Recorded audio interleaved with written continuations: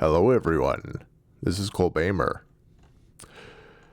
and today we will be diving into a game that's often met with mixed reviews, Resident Evil 6.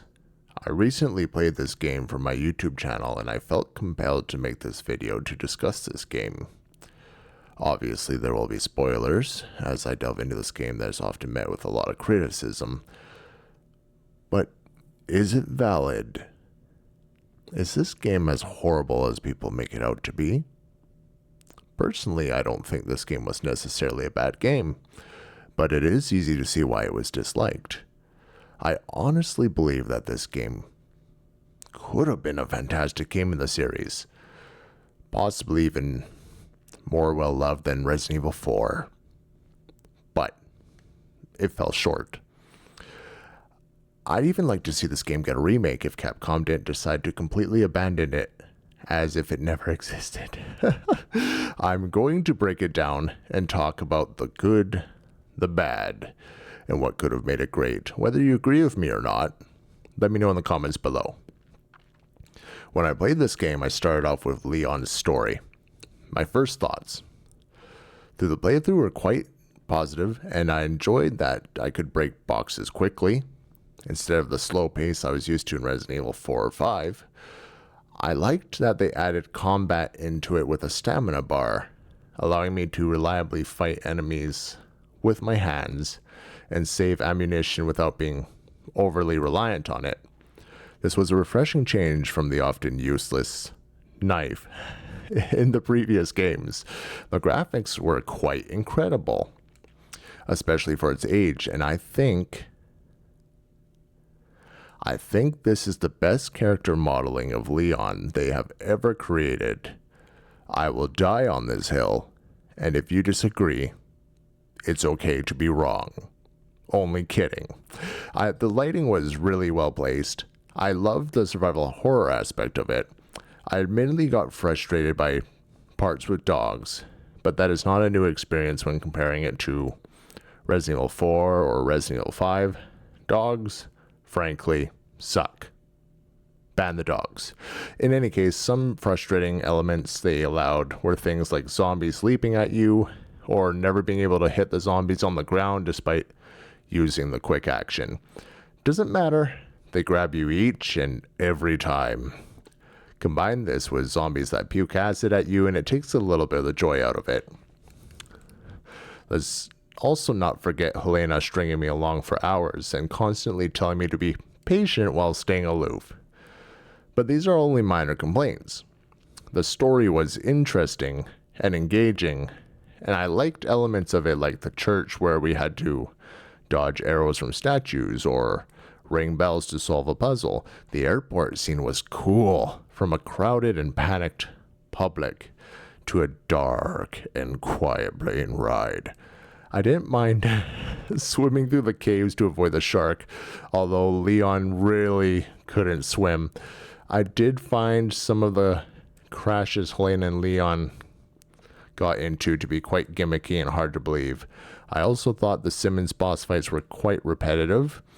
I wouldn't have minded once or twice, but for him to go from dog creature to T-Rex monster to dog creature again to a giant fly was a little bit tiring. It made me miss the old days where you kill a monster once or twice and it's gone. Overall, the gameplay wasn't bad and I enjoyed the story. There's a security breach and people get infected with the virus, including the president. Leon shoots the president. Helena takes blame. Helena strings you along. Helena strings you along. Helena strings you along. You find Helena's sister. She still strings you along. You meet Ada, and Leon falls in love all over again. You fight Helena's sister. You learn that the chief of security, Simmons, threatened to harm Helena's sister if Helena didn't leave her post to allow the security breach. We then learn that Simmons planned to frame you both for the whole thing. Leon and Helena go to China to confront Simmons. Simmons gets injected with the virus by fake Ada Wong, and your goal is to finish Simmons off and clear your name. Helena gets absolved of all wrongdoing. Leon says women, Overall, not bad. We then get to Chris's story, and this is where the gameplay starts to change and take a turn for the worse. The story was quite nice. Piers meets Chris wasting away in a bar and drags him back to the BSAA to make him captain and get him to remember things. Chris remembers that his team was killed by fake Ada Wong and goes on an angry Ada hunting spree with no regard to himself or others. Chris gets his team killed again. He continues to search for Ada with Piers scolding him. They catch up with fake Ada Wong.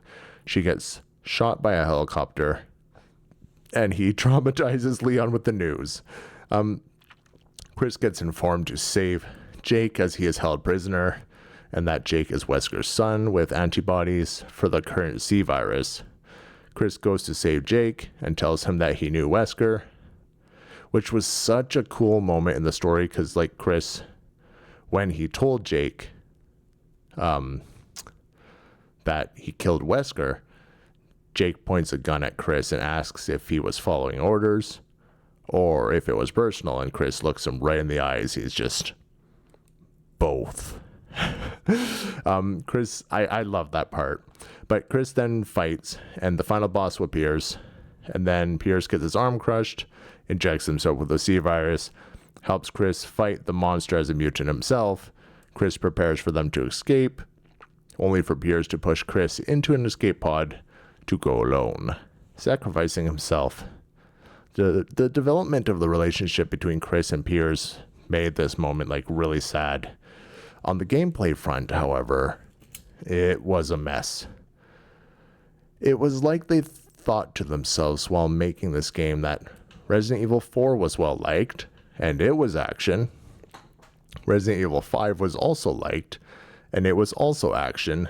So let's just make Chris's campaign an absolute action-based nightmare by arming the enemies with machine guns, snipers, helicopters, airplanes, and rocket launchers.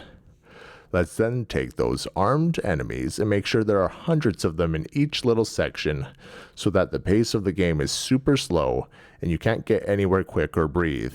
Ignoring some of the QuickTime sections that were a little broken, it was a constant, non-stop part of Chris's campaign that left no room for fun. I mean, think about it. While they changed the enemy types slightly, every single section was a repetitive firearms battle between you and the Guavo. Even when they introduced the giant monster, Agroman, I think that's its name. Anyway, they couldn't just simply give you a stimulating and fun fight with one monster. Oh no. They have to put in some snipers in every single corner, some mission to blow some things up, and a bunch of turrets to shoot at you. Sometimes, less is more, guys. There was no exploration. There wasn't much stimulation or puzzles. It was just action, followed by more action, on top of action, with a pinch of action. Like, hey, game player, would you like to have, some actual gameplay with your action sequences? No. It got to a point where I would just try to run past parts because I was sick of the action, and that's the last thing you want the player of your game to do, is to try to get through parts of the game as quickly as possible because they are tired of it. Even the boss Haos was a bit of a letdown, as it was repetitive and constantly hiding on those damn containers every chance it got, and then Piers would just sit there and stare at me like a fish, and he wouldn't do anything. When we got to Jake's story, it was a bit of a mixed bag. I liked the story. And pay attention, guys, because there's a theme here when I mention this. Sherry runs human experimentation on mercenaries and finds out that Jake Mueller is immune and informs him of this.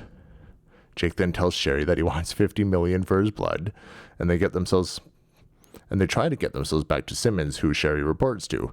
Fake Ada Wong creates Ustanak to try to capture Jake and use his blood for her own purposes to get back at Simmons for transforming her into the girl he obsesses over.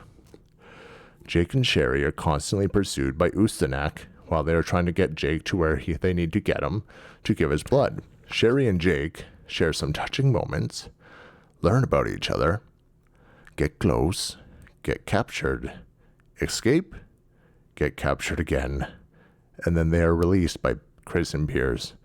Jake pulls the gun on Chris like previously, and then they go their separate ways, to Jake and Sherry fighting Ustanak, who has been pursuing them relentlessly like Nemesis in Resident Evil 3. They defeat Ustanak. Jake tells Sherry she saved him and donates his blood for only $50. It might sound simple, but the way they brought the story together between Jake and Sherry was quite wonderful. Their dynamic and their conversations together were great storytelling that kept you interested. I'm sorry. I trusted Simmons. I should have been able to see through his lies. This is all my fault. Just following orders, right? I thought you were doing the right thing. Find the vaccine. Save the world and all that. Jake's story, in my opinion, was the best out of all the campaigns in this game. When it came to gameplay, it was similar to Chris's in a lot of ways. And the fact that some parts merged and you had to go through them again was tiring. Ignoring the continued focus on combat were some elements of genuine joy. For example, when you were down in the icy caves and you had to sneak around to not alert Usnaks, I thought that part was wonderful. You can't make noise stepping on ice shards. You gotta watch out for bats. Lamp bats? I'm gonna call them lamp bats. If you shoot your gun or make any noise, you gotta hide. The environment was cool. I mean, parts like this, I think, were much of what was missing in both Chris and Jake's campaign. Change and something different.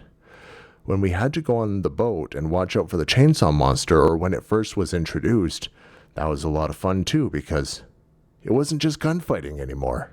It was something stimulating and not repetitive. We get to Ada's story. We hear about the tragedy of Carla. Carla was a researcher under Simmons who admired him, and he thought she was a good candidate in his twisted mind to become Ada Wong. He uses the virus to experiment on her and change her into Ada Wong because he is obsessed with Ada Wong. He also implements psychological torture to make her think she is Ada Wong. Simmons gets his Ada, but it's really just an angry Carla with identity issues who wants revenge on Simmons because of Simmons, she wants revenge on the whole world too, making her responsible for the viral outbreaks. Carla gets shot, which made Chris think Ada Wong was dead, and then the real Ada fights her after Carla injects herself with a C virus. Ada then destroys all evidence relating to her, helps Leon fight Simmons.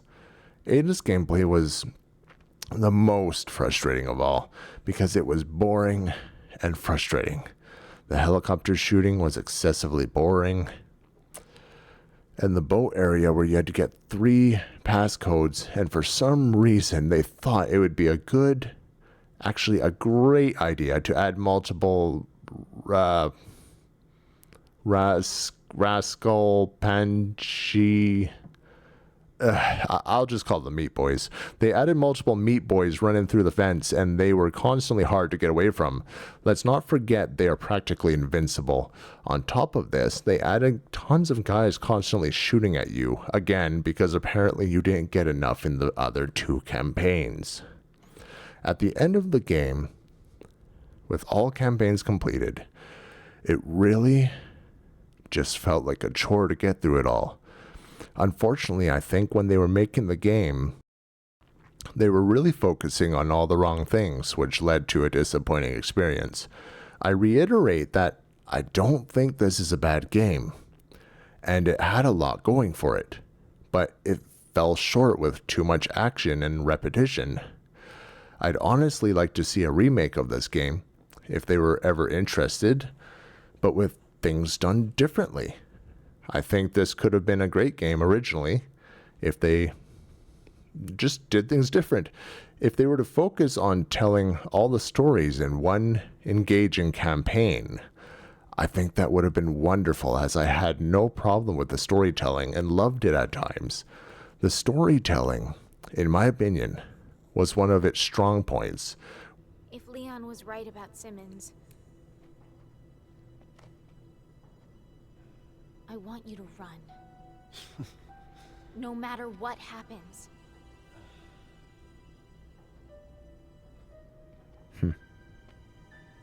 Promise me. Fine. With relationship building between characters, new developments, and powerful dialogue. What if they were to take all the weapons away from the Guavo? No snipers, no rocket launchers, no nothing. Instead, we focus on combat more similar to Resident Evil 4 or 5, where they have melee weapons or transform instead. Or they focus on the type of monsters you fight rather than the quantity of them. Instead of having boring urban areas with non-stop enemies preventing you from moving forward, why not focus on developing intriguing area designs with different dynamics, similar to when Jake and Sherry had to sneak around Usnax? Why did we have to repeat the same gameplay twice when stories merged together? They could have just been one campaign with one playthrough of a scene, regardless if two sets of characters meet up or not. That's what they did in Revelations 2. Chris's campaign probably could have been cut by, honestly, 80%. Jake's could have been cut by 60%. The silly action scenes with snowmobiles and helicopters and motorcycles didn't need to be there. If they focused on keeping the game shorter, with a single campaign of all stories merged together, with a focus more on survival horror than action, I think we really could have had something beautiful here. And don't get me wrong, I'd play this game again. It can especially be fun with friends on co-op. However, I don't think I can play without thinking about how great this game could have been. And if they have dropped it and don't want to think about it ever again, maybe it will never be great. However, I think calling this the worst Resident Evil is a bit over the top, especially with the powerful visuals, the great storytelling, and the delightful gameplay that it did happen to have within it. But considering Resident Evil Revelations came out the same time and was much more likable, it definitely left a lot to be desired. But that's my take. Maybe you guys can share yours and let me know in the comments below. I also have my gameplay of this game uploaded in case anyone wants to see exact moments where I point out that this is bad or frustrating or really good. And if you like my content, well, don't forget to like and subscribe, and I'll see you on the next one. Bye-bye.